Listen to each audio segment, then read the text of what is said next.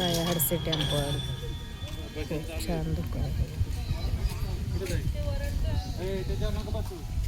खूप थंड वातावरण आहे आणि कसं धुकं पडलंय बघा पावसामुळे.